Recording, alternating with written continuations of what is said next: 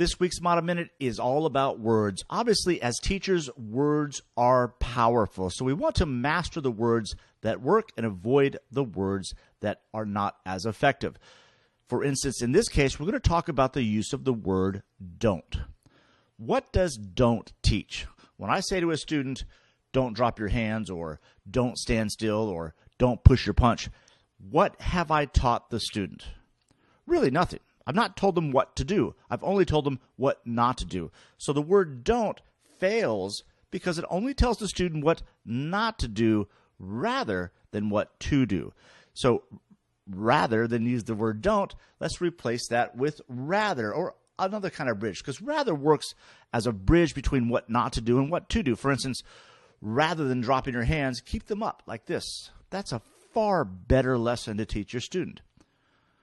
Rather than standing in one place, move so you can keep your back to the center of the ring. That's a lot more information. I can really use that as a student. Rather than pushing your punch, snap it like it was a wet towel and you were snapping it at your buddy. That's a great visual that I can get. That's far more powerful than just saying, don't push your punch. Rather than saying don't, say rather, like this. Words. Obviously, as teachers, words are powerful. So we want to master the words that work and avoid the words that are not as effective.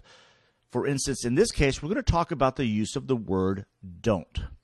What does don't teach? When I say to a student, don't drop your hands, or don't stand still, or don't push your punch, what have I taught the student?